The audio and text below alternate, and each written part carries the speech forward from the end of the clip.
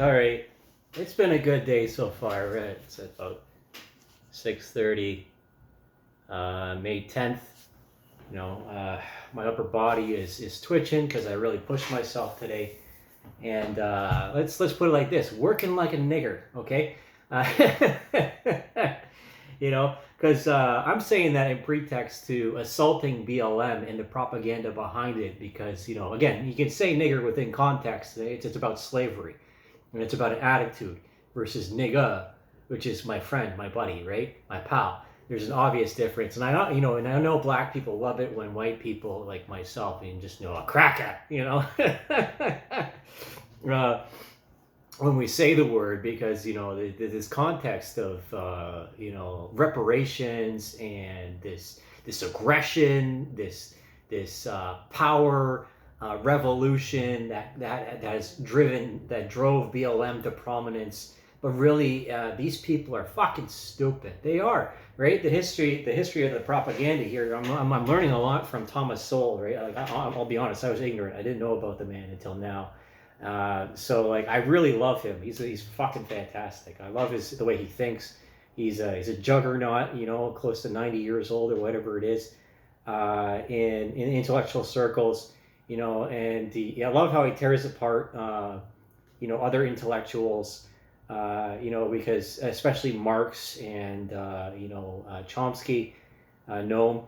Because this is what we need to do as intellectuals. We know this is the whole point of discourse, and having any kind of discussion about culture and the advancing of our integrity as a people.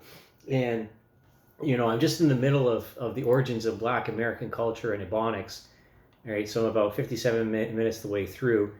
And and then the other one that I watched before this was having to do with geography, right? And I put these in with the third volume of the history of propaganda, because the weaponized artwork is absolutely important in the age of which people were mostly illiterate in the South. The crackers versus the Yankees, right? These cultural pretexts to the Civil War in America, if not the slave trade in general. And I just had one of the most intelligent exchanges I've ever had with my father about this. And he got really riled up, because I was in the middle of my workout, and I had Thomas Sowell on in the background listening while I'm working out, and he's like, turn that down a bit. And I'm like, whoa, hold on here, hold on, I'll get to it. Give me a second, but he's very passionate, obviously, about slavery. In his better times, we have our conflicts. We don't always see eye to eye. As I've put in other videos, but that's fine.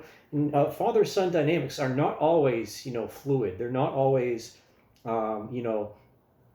diplomatic, right? Because it's the conflict between, like, I'm looking at this image here, and it's love thy neighbor, right? Liberia, Libera, and come to break the bonds of the oppressor, right? And Christianity and other religions are obviously against this slavery, right?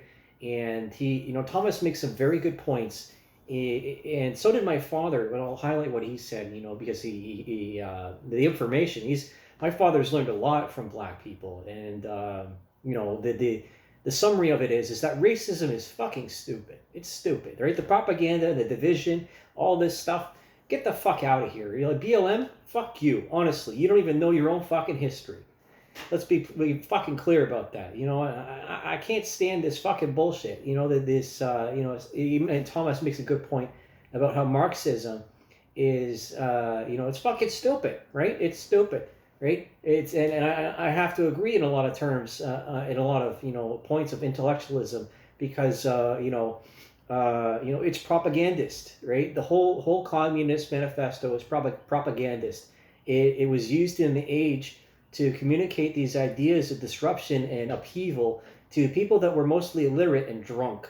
Okay, so it's only by means of the fact that the populace was more concerned with having sex with each other, casual sex, and getting drunk, than they were anything else. The very good points about how Southern men were very violent, right? And there's this connection to Scottish and Irish and English history, and there's always connotations to a person's name and the regionality of the names and tribalism, right? Because that's what it is. We always, no matter where we go, we always establish a new in group and a new propaganda.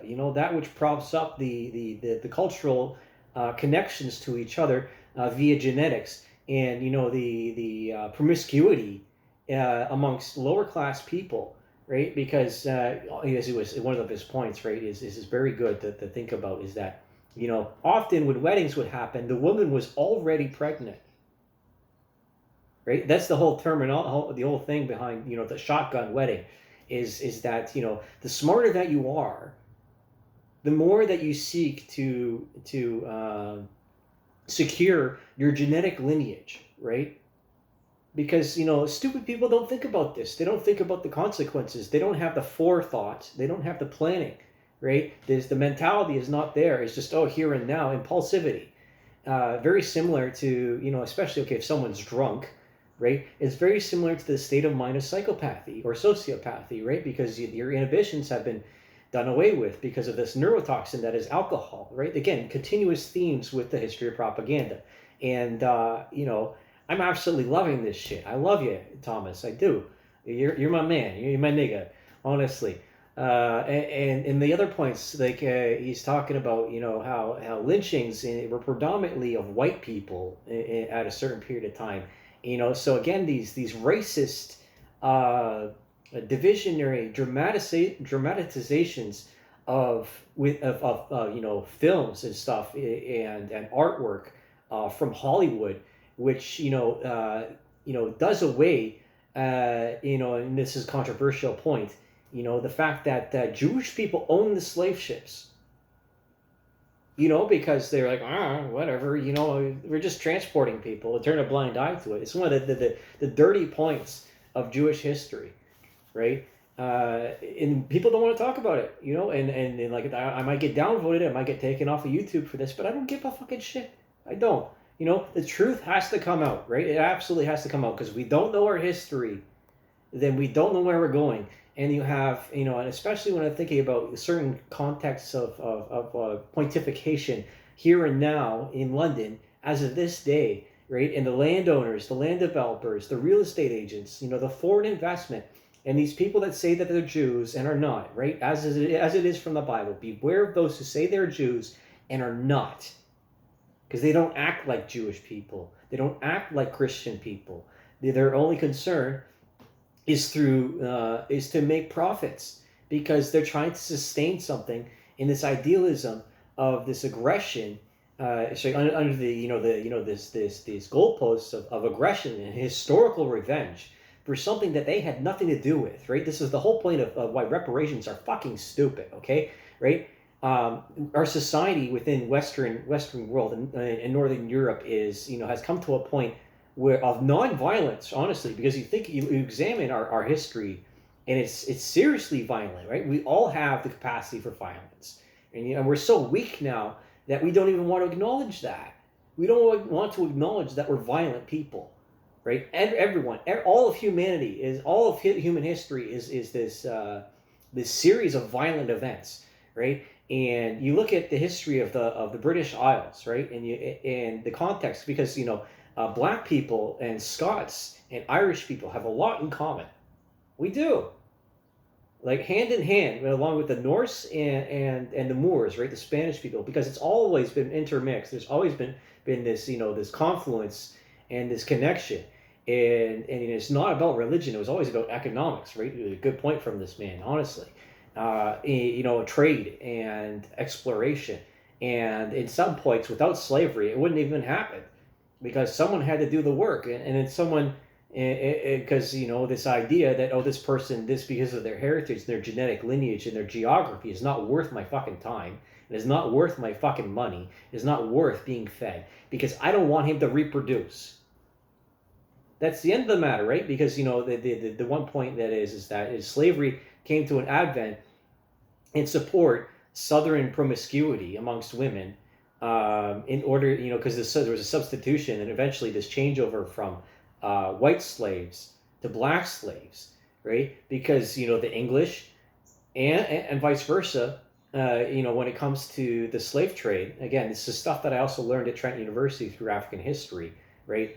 I love Trent, I do. Even though I haven't finished, and I would be considered a dropout at this point, but I have an academic suspension. Truth be known, that they keep ignoring me. Is because other intellectuals don't want to face the fucking truth, right? They want to support this psychopathy and this usurping of the dominance hierarchy that exists right now, and thinking that they can do a better job. But the pattern is human behavior that we, as is established, right? If you can't follow by the rules, bye-bye, okay?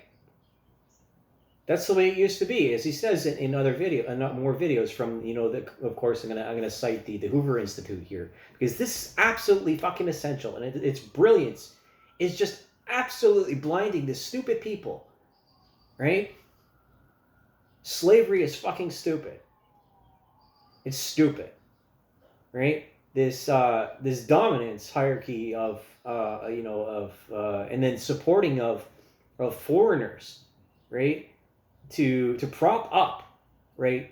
If we're going to talk about the here and now in a context of Canada, to prop up the current government, right? Because too much liberalism leads to slavery. Ding ding ding ding ding ding ding ding ding. Knockout, motherfucker. I don't even need to fight these people physically. Because if I did, I'd fucking kill you. And that's not a threat, that's a promise.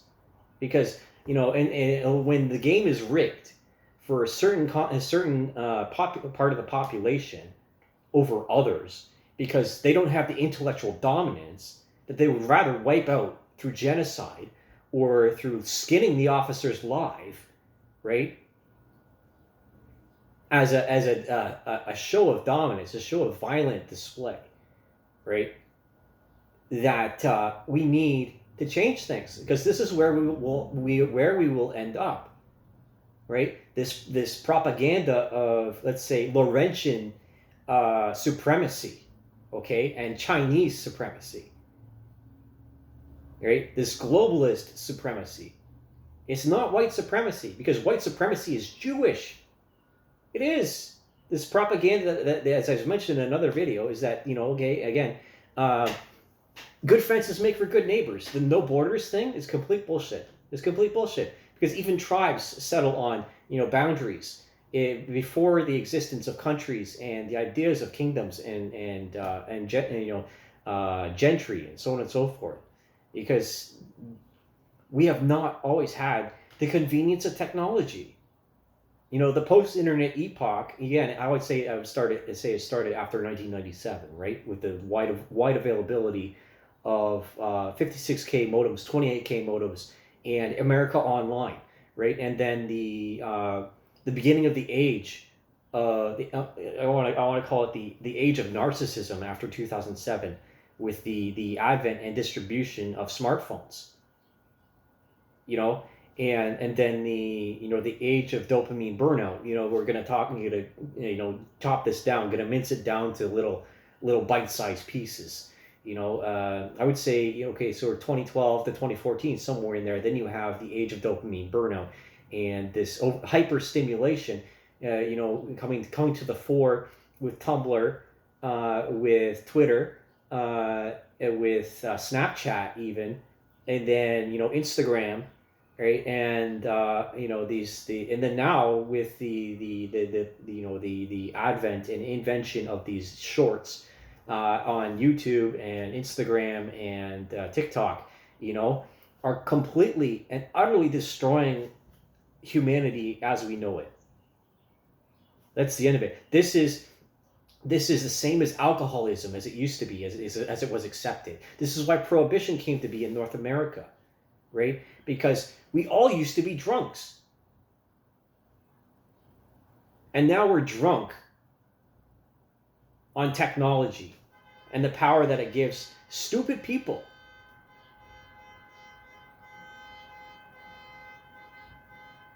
and especially stupid people from other parts of the world that don't understand Northern European, African, and North American culture. So frankly, fuck you, BLM.